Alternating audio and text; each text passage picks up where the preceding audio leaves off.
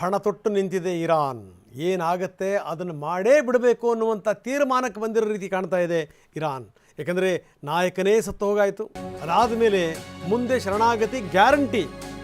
ಅಲ್ಲಿ ತನಕ ಸುಮ್ಮನೆ ನಾವು ಸೋತು ಬಿಟ್ಟಿವಿ ಅನ್ನಂಗೆ ಆಗಬಾರ್ದು. ಹೀಗಾಗಿಯೇ ಜುಬೈಲ್ ತೈಲ ನೆಲೆ ಅದರ ಮೇಲೆ ದಾಳಿ ಮಾಡಿದೆ.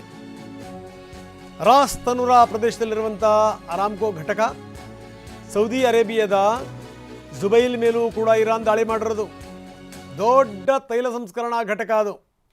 ಯಾವಾಗ ಅಲ್ಲಿ ಕ್ಷಿಪಣಿ ಬಿತ್ತಲ ಬೀಳ್ತಿದ್ದಂಗೆನೇ ಬೆಂಕಿ ಹೊತ್ಕೊಳ್ತು. ಜಗತ್ತಿನ ಅತಿ ಹೆಚ್ಚು ತೈಲ ಪೂರೈಕೆ ಮಾಡುವಂಥ ಕಂಪನಿ ಅರಾಮ್ಕೋ ಕಂಪನಿ. ಆ ಕಂಪನಿಯನ್ನೇ ಗುರಿಯಾಗಿಸಿಕೊಂಡು ದಿನಕ್ಕೆ 6.5 ಮಿಲಿಯನ್ ಬ್ಯಾರಲ್ ತೈಲ ಪೂರೈಕೆ ಮಾಡುತ್ತೆ. ಜಗತ್ತಿಗೆ ಏನು ಬೇಕಲ್ಲ ತೈಲ, ಅದರ 7% ಇದೇ ಕಂಪ್ನಿಯಿಂದ ಹೋಗುತ್ತೆ. ಯೋಚನೆ ಮಾಡಿ ಎಷ್ಟರ ಮಟ್ಟಿಗೆ ಅದನ್ನು ಟಾರ್ಗೆಟ್ ಮಾಡಿರಬೇಕು ಅಂತ. ಅದಕ್ಕೆ ನಾನು ಮತ್ತೊಮ್ಮೆ ಹೇಳ್ತಾ ಇದ್ದೀನಿ, ಎಲ್ಲಿ ತನಕ ನಾವು ಒಳಗಿಂದೊಳಗೆ ಒಗ್ಗಟ್ಟಾಗಿರಲ್ಲ ಅಲ್ಲಿ ತನಕ ನಾವು ಉದ್ಧಾರ ಆಗಲ್ಲ. ಜಾತಿ, ಮತ, ಧರ್ಮ, ಪಂಗಡ, ಕೋಮು, ಅವು ಇವು ರಗಳೆಗಳು ಇವನ್ನೆಲ್ಲ ಇಟ್ಕೊಂಡು ನಾವೇನಾದರೂ ದುರ್ಬಲ ಆದ್ವಿ ಅಂತ ತಿಳ್ಕೊಳ್ಳಿ, ಅಕ್ಕ ಪಕ್ಕ ಸುತ್ತಮುತ್ತ ಶತ್ರುಗಳು ಕಾಯ್ತಾ ಇದ್ದಾರೆ. ಭಾರತ ಯಾವಾಗ ದುರ್ಬಲ ಆಗುತ್ತಪ್ಪ, ನಾವು ಯಾವಾಗ ಅಟ್ಯಾಕ್ ಮಾಡಬಹುದು ಅಂತೇಳಿ ಅಂತ. ಇದೊಂಥರ ನಾವು ದೇಹ ಭಾಳ ಗಟ್ಟಿ ಇದ್ದಾಗ ನಾವು ಈ ಸ್ನಾಯುಗಳನ್ನು ಉಬ್ಬಿಸಿ ತೋರಿಸ್ತೀವಲ್ಲ, ಆ ಥರ ಇದು. ನಾವು ಭಾಳ ಗಟ್ಟಿ ಇದ್ದೀವಿ ಅಂತ ಒಂದು ಸರಿ ರೋಗ ಬಡಿತು ಅಂತ ತಿಳ್ಕೊಳ್ಳಿ, ಮುಗೀತು ಕತೆ. ಹಾಗೇ ಒಂದು ದೇಶ ಕೂಡ, ಇರಾಕ್ನ ಎರ್ಬಿಲ್ ವಿಮಾನ ನಿಲ್ದಾಣ, ಅಲ್ಲೂ ಕೂಡ ಅಟ್ಯಾಕ್ ಆಗಿದೆ. ಎರ್ಬಿಲ್ ಪಕ್ಕದಲ್ಲೇ ಅಮೆರಿಕದ ಸೇನಾ ನೆಲೆ ಇದೆ. ಬಾನಂಗಳದಲ್ಲಿ 3 ಡ್ರೋನ್ಗಳನ್ನು ಹೊಡೆದುರುಳಿಸಲಾಗಿದೆ. ಡ್ರೋನ್ಗಳ ತಯಾರಿಕೆಯಲ್ಲಿ ಇರಾನ್ ಬಹಳ ಮುಂದಿದೆ, ಅದರಲ್ಲಿ ಡೌಟೇ ಇಲ್ಲ. ಇರಾನ್ ಮೇಲೆ ಅಮೆರಿಕ, ಇಸ್ರೇಲ್ ದಾಳಿ ಮಾಡಿರುವಂಥದ್ದು. ಇರಾನ್ ಮಿಲಿಟರಿ ನೆಲೆಗಳ ಮೇಲೆ ಅಟ್ಯಾಕ್ ಮಾಡಲಾಗಿದೆ. ಎಲ್ಲ ಕಡೆಗೆ ಬೆಂಕಿ, ಹೊಗೆ, ಜನರು ಎದ್ನೋ ಬಿದ್ನೋ ಅಂತ ಓಡ್ತಾ ಇದ್ದಾರೆ. ಬನ್ನಿ, ನಮ್ಮ ಪ್ರತಿನಿಧಿ ಹರೀಶ್ ಈಗ ನಮ್ಮೊಂದಿಗೆ ನೇರ ಸಂಪರ್ಕದಲ್ಲಿದ್ದಾರೆ. ಹರೀಶ್, ಬಹಳ ದೊಡ್ಡ ಸಂಗತಿ ಇದು. ಯಾಕಂದರೆ ನೆನ್ನೆ ನಾವು ಮಾತಾಡ್ತಾ ತಜ್ಞರು ಹೇಳ್ತಾ ಇದ್ರು, ಇನ್ನೊಂದೆರಡು ಗಂಟೆನಲ್ಲಿ ಯುದ್ಧವೇ ನಿಂತು ಹೋಗ್ಬಿಡುತ್ತೆ ಅನ್ನೋಂಥ ರೀತಿಯಲ್ಲಿ ಮಾತಾಡಿದ್ರು. ಆದರೆ ಯಾಕಂದರೆ ಇರಾನ್ ಎಲ್ಲ ಒಂದು ಕಡೆಗೆ ಕೆರಳಿ ಕೆಂಡವಾಗಿದೆ. ನಾವು ಸಾಯೋದು ನಿಶ್ಚಿತ, ದೇಶ ಬರ್ಬಾದಾಗೋಯ್ತು. ಇನ್ನೇನು ಗೊತ್ತಾ, ಅಮೆರಿಕ ಎಲ್ಲೆಲ್ಲಿ ಕಾಲಿಡುತ್ತಲ್ಲ ಅಲ್ಲೆಲ್ಲವೂ ಕೂಡ ಅಲ್ಲಿ ನೆಲ ಸ್ಮಶಾನ ಆಗಿಬಿಡುತ್ತೆ. ನೀವು ಲಿಬಿಯಾದಿಂದ ಹಿಡಿದು ನೀವು ಇರಾಕ್ ತನಕ ತಗೊಳ್ಳಿ, ಮುಗಿತು ಕತೆ. ಆದರೆ ಶರಣಾಗತಿ ಆಗೋದಕ್ಕಿಂತ ಮೊದಲು ಸರಿಯಾದ ರೀತಿಯಲ್ಲಿ ಹೊಡೆದೇ ಶರಣಾಗತರಾಗಬೇಕು ಅಂತ ನೋಡಿ ಸೌದಿ ಅರೇಬಿಯಾದ ಮೇಲೆ ದಾಳಿ ಮಾಡಿರುವಂಥ ರೀತಿ. ಜಗತ್ತಿಗೆ ಬೇಕಾದಂಥ 7% ತೈಲ ಇಲ್ಲಿಂದಲೇ ಪೂರೈಕೆ ಆಗುತ್ತೆ ಅಂತ ದೊಡ್ಡ ಕಂಪ್ನಿಯ ಮೇಲೆ ದಾಳಿ ಮಾಡಲಾಗಿದೆ. ಅಂದರೆ ಈ ಇರಾನ್ನ ದಾಳಿ ಬಹಳ ದೊಡ್ಡ ಪ್ರಮಾಣದಲ್ಲಿ ಆಗ್ತಾ ಇದೆ. ಇನ್ನು ಇರಾನ್ ಮೇಲೆ ಬೀಳ್ತಿರುವಂಥ ಕ್ಷಿಪಣಿಗಳ ಸಂಖ್ಯೆ ಕೂಡ ಜಾಸ್ತಿ ಆಗಿದೆ, ಅಮೆರಿಕ ಮತ್ತು ಇಸ್ರೇಲ್ದು. ಏನಂತೀರಿ ಹರೀಶ್? ಹೌದು ರಂಗನಾಥ್, ಬಹು ಮುಖ್ಯವಾಗಿ ಇರಾನ್ ಈಗ ಪ್ರತಿಕಾರದ ಕುಲುಮೆಯಲ್ಲಿ ಬೇಯ್ತಾ ಇದೆ, ಹಪಾಪಿಸ್ತಾ ಇದೆ. ಇಸ್ರೇಲ್ ಹಾಗೂ ಅಮೆರಿಕದ ವಿರುದ್ಧ ಪ್ರತಿಕಾರವನ್ನು ತೀರಿಸಿಕೊಳ್ಳಲೇಬೇಕು ಅನ್ನುವಂಥ ನಿಟ್ಟಿನಲ್ಲಿ. ಜೊತೆಗೆ ಮಧ್ಯಪ್ರಾಚ್ಯದ ವಿವಿಧ ದೇಶಗಳು ಅಮೆರಿಕ ಹಾಗೂ ಇಸ್ರೇಲ್ ಜೊತೆ ನಿಂತಿರೋದಕ್ಕೂ ಕೂಡ ಈಗ ಇರಾನ್ ಕೆಂಡವಾಗಿರುವಂತಹದ್ದು. ಸೌದಿ ಅರೇಬಿಯಾ, ಕುವೈತ್, ಕತಾರ್ ಈ ಇತರ ದೇಶಗಳಲ್ಲಿ ಇರ್ತಕ್ಕಂತಹ ಅಮೆರಿಕ ಸೇನಾ ನೆಲೆಗಳ ಮೇಲೆ ಗುರಿಯಾಗಿರಿಸಿಕೊಂಡು ನಿನ್ನೆಯವರೆಗೂ ಕೂಡ ದಾಳಿ ಮಾಡ್ತಾ ಇತ್ತು. ಈಗ ದುಬೈನ ಪ್ರಮುಖ ತೈಲ ಸಂಗ್ರಹಕಾರ ಏನಿದೆ ಇದರ ಮೇಲೂ ಕೂಡ ದಾಳಿ ಮಾಡಿರುವಂತಹದ್ದು. ಇದು ಅತಿ ದೊಡ್ಡ ದಾಳಿ ಅಂತ ಕರೆಸ್ಕೊಳ್ಳುತ್ತೆ. ಬಹು ಮುಖ್ಯವಾಗಿ ಅತಿ ದೊಡ್ಡ ತೈಲ ಸಂಗ್ರಹಾರದ ಮೇಲೆ ಈಗ ದಾಳಿ ಮಾಡಿರತಕ್ಕಂಥ ಇರಾನ್ ಒಂದು ಸಂದೇಶವನ್ನು ರವಾನಿಸ್ತಾ ಇದೆ. ಯಾವುದೇ ಕಾರಣಕ್ಕೂ ಯುದ್ಧವನ್ನು ನಾವು ಇಲ್ಲಿಗೆ ನಿಲ್ಲಿಸೋದಿಲ್ಲ.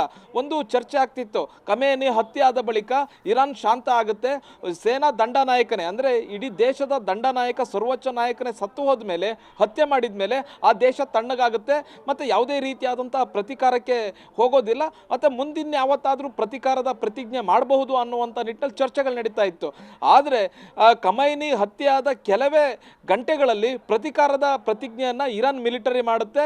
ಆ ಕ್ಷಣದಿಂದಲೇ ನಿರಂತರ ದಾಳಿಯನ್ನು ಮಾಡಲಿಕ್ಕೆ ಶುರು ಮಾಡುತ್ತೆ. ಅದು ಅಮೆರಿಕ ಹಾಗೂ ಇಸ್ರೇಲ್ ಮೇಲೆ ನಿರಂತರ ದಾಳಿಯನ್ನು ಮಾಡ್ತಾ ಇರುತ್ತೆ. ಅಮೆರಿಕದ ಸೇನಾ ನೆಲೆಗಳು ಏನೇನಿದೆ, ನೌಕಾನೆಲೆ ಆಗಿರ್ಬೋದು, ವಾಯುನೆಲೆ ಆಗಿರ್ಬೋದು, ಮತ್ತು ಮಧ್ಯಪ್ರಾಚ್ಯದ ವಿವಿಧ ದೇಶಗಳು ಯಾವ ರೀತಿಯಾಗಿ ಅಮೆರಿಕಕ್ಕೆ ಸಹಾಯ ಮಾಡ್ತಿವೆ ಅವೆಲ್ಲವನ್ನು ಕೂಡ ಚೈನ್ ಕಟ್ ಮಾಡುವಂಥ ಪ್ರಯತ್ನವನ್ನು ಈಗ ಇರಾನ್ ಮಾಡ್ತಾ ಇರುವಂತಹದ್ದು. ಇರಾನ್ ಕೇವಲ ಮಧ್ಯಪ್ರಾಚ್ಯದಲ್ಲಿ ಇರ್ತಕ್ಕಂಥ ದೇಶಗಳ ಮೇಲೆ ಅಲ್ಲ, ಇಸ್ರೇಲ್ ಮೇಲೂ ಕೂಡ ನಿರಂತರ ದಾಳಿಯನ್ನು ಮಾಡ್ತಾ ಇದೆ, ಟೆಲ್ ಅವೀವ್ ಮೇಲೆ ದಾಳಿ ಮಾಡ್ತಾ ಇದೆ, ಜೊತೆಗೆ ಜೆರುಸಲೆಂ ಮೇಲೂ ಕೂಡ ನಿನ್ನೆ ರಾತ್ರಿ ಏಕಾಏಕಿ ಕ್ಷಿಪಣಿ ದಾಳಿ ಕೂಡ ಆಗಿರುವಂತಹದ್ದು. ಎಲ್ಲ ಹಂತಕ್ಕೂ ನಾನು ಸಿದ್ಧ ಅನ್ನುವಂತಹ ಘೋಷಣೆಯನ್ನು ಈಗ ಇರಾನ್ ಮಾಡ್ತಾ ಇರುವಂತಹದ್ದು. ಈಗ ಇಸ್ರೇಲ್ ಕೂಡ ಇರಾನ್ಗೆ ತಕ್ಕ ತಿರುಗೇಟನ್ನು ಕೂಡ ಕೊಡ್ತಾ ಇದೆ, ಅಮೆರಿಕ ಕೂಡ ಎಚ್ಚರಿಕೆಯನ್ನು ಕೊಡ್ತಾ ಇದೆ. ಇದು ಪ್ರತೀಕಾರದ ದಾಳಿಯನ್ನು ನಿಲ್ಲಿಸಿ ನಮ್ಮ ಕಾರ್ಯಾಚರಣೆಯನ್ನು ನಾವು ಮುಗಿಸಿದ್ವಿ, ಅಂದರೆ ಖಮೇನಿಯನ್ನು ಮುಗಿಸಿದ ಮೇಲೆ ನಮ್ಮ ಕಾರ್ಯಾಚರಣೆ ಮುಕ್ತಾಯ ಆಗಿದೆ. ಮತ್ತು ಇರಾನ್ಗೆ ನಾವು ಸ್ವಾತಂತ್ರ್ಯವನ್ನು ಕೊಡಿಸಿದ್ದೇವೆ, ಇರಾನ್ನ ಜನರಿಗೆ ಸ್ವಾತಂತ್ರ್ಯವನ್ನು ಕೊಡಿಸಿದ್ದೇವೆ, ಮತ್ತು ಮುಂದೆ ಯಾವುದೇ ರೀತಿಯಾದಂಥ ಸಂಘರ್ಷ ಮುಂದುವರಿಯಲ್ಲ ಅನ್ನುವಂಥ ನಿಟ್ಟಿನಲ್ಲಿ. ಆದರೂ ಕೂಡ ಇರಾನ್ ಕೇಳ್ತಿಲ್ಲ, ನಾವು ಪ್ರತೀಕಾರದ ಪ್ರತಿಜ್ಞೆಯನ್ನು ಮಾಡಿದ್ದೇವೆ, ಅದನ್ನು ತೀರಿಸ್ತೇವೆ ಅನ್ನುವಂತಹ ಹೋರಾಟಕ್ಕೆ ಈಗ ಇಳಿದಿರುವಂತಹದ್ದು. ಅಮೆರಿಕ ಹೇಳ್ತಾ ಇದೆ, ನಮ್ಮ ಸಂಪೂರ್ಣ ಸೇನೆಯ ಶಕ್ತಿಯನ್ನು ನಾವು ಬಳಸಿ ಇರಾನ್ನ ಹೊಡೆದಾಕಬೇಕಾಗುತ್ತೆ, ಎಚ್ಚರಿಕೆಯಿಂದ ಇರಿ, ಪ್ರತೀಕಾರವನ್ನು ತೀರಿಸ್ಕೊಳ್ಬೇಡಿ ಅನ್ನುವಂಥ ನಿಟ್ಟಿನಲ್ಲಿ ಹೇಳಿದ್ರು ಕೂಡ ಇರಾನ್ ನಿರಂತರವಾದಂಥ ದಾಳಿ ಮಾಡ್ತಾ ಇದೆ. ಕೇವಲ ಇರಾನ್ ಮಾತ್ರ ದಾಳಿ ಮಾಡ್ತಾ ಇಲ್ಲ, ಇರಾನ್ ಸಪೋರ್ಟ್ ಮಾಡ್ತಿರ್ತಕ್ಕಂಥ ಹೌತಿ ಬಂಡುಕೋರರಾಗಿರ್ಬೋದು, ಹೆಜ್ಬುಲ್ಲಾ ಬಂಡುಕೋರರಾಗಿರ್ಬೋದು, ಇವರೆಲ್ಲರೂ ಕೂಡ ಇಸ್ರೇಲ್ ಮೇಲೆ ಈಗ ಮುಗಿಬಿದ್ದಿರ್ತಕ್ಕಂಥದ್ದು. ಈಗ ಹೌತಿ ಬಂಡುಕೋರನ್ನು ಕೂಡ ನೋಡ್ಕೊಳ್ಬೇಕಾಗುತ್ತೆ ಇಸ್ರೇಲ್ ಅವರು, ಜೊತೆಗೆ ಹೆಜ್ಬುಲ್ಲಾ ಅವರ ಸಂಘರ್ಷವನ್ನು ಕೂಡ ನೋಡ್ಕೊಳ್ಬೇಕಾಗುತ್ತೆ, ಅವರ ಹೋರಾಟವನ್ನು ಕೂಡ ಇವರು ಎದುರಿಸಬೇಕಾಗುತ್ತೆ ಇಸ್ರೇಲ್ನವರು. ಈ ಇರಾನ್ ಜೊತೆಗೆ ನೇರವಾಗಿ ಯುದ್ಧಕ್ಕೆ ಇಳಿದ್ರೆ ಮತ್ತೆ ಹೆಜ್ಬುಲ್ಲಾ ಆಗಿರ್ಬೋದು ಮತ್ತೆ ಹೌತಿ ಆಗಿರ್ಬೋದು, ಇವರ ಪರೋಕ್ಷ ಹೋರಾಟವನ್ನು ಕೂಡ ಈಗ ಇಸ್ರೇಲ್ ಎದುರಿಸಬೇಕಾಗಿದೆ. ಇದು ಮಧ್ಯಪ್ರಾಚ್ಯ ಸಂಪೂರ್ಣವಾಗಿ ಉದ್ವಿಗ್ನಗೊಂಡಿರುವಂತಹದ್ದು. ಯಾವಾಗ ಯಾವ ಕಟ್ಟಡಗಳ ಮೇಲೆ ಯಾವ ನಾಗರಿಕರನ್ನ ಗುರಿಯಾಗಿರಿಸಿಕೊಂಡು ಹೇಗೆ ಎಲ್ಲಿ ದಾಳಿ ನಡೀತವೆ ಅನ್ನುವಂಥದ್ದು ಗೊತ್ತಾಗ್ತಾ ಇಲ್ಲ. ನಿರಂತರವಾದಂತಹ ದಾಳಿ ನಡೀತಾ ಇದೆ. ಇಡೀ ಮಧ್ಯಪ್ರಾಚ್ಯವೇ ಈಗ ಪ್ರಕ್ಷುಬ್ಧ ಆಗಿರುವಂತಹದ್ದು. ಮತ್ತೆ ಭಾರತೀಯರು ಕೂಡ ಅಲ್ಲಿ ಸಾಕಷ್ಟು ಜನ ಕೆಲಸ ಮಾಡ್ತಾ ಇದ್ದಾರೆ ಮಧ್ಯಪ್ರಾಚ್ಯದಲ್ಲಿ. 1 ಕೋಟಿಗೂ ಹೆಚ್ಚು ಜನ ಭಾರತೀಯರಲ್ಲಿ ಕೆಲಸವನ್ನ ಮಾಡ್ತಾ ಇದ್ದಾರೆ ಅನ್ನುವಂತಹ ಮಾಹಿತಿ ಇರುವಂತಹದ್ದು. ಅವ್ರನ್ನೆಲ್ಲರನ್ನೂ ಕೂಡ ಅವರು ಕೂಡ ಆತಂಕದಲ್ಲಿದ್ದಾರೆ, ಅವ್ರನ್ನೂ ಕೂಡ ಕರೆಸ್ಕೊಳ್ಬೇಕು. ಜೊತೆಗೆ ಪ್ರವಾಸಕ್ಕೆ ಹೋದಂಥವ್ರು ಕೂಡ ಸಾವಿರಾರು ಲಕ್ಷಾಂತರ ಮಂದಿ ಅಲ್ಲಿ ಇರುವಂಥದ್ದು, ಅವ್ರನ್ನೂ ಕೂಡ ಕರೆಸ್ಕೊಳ್ಬೇಕು.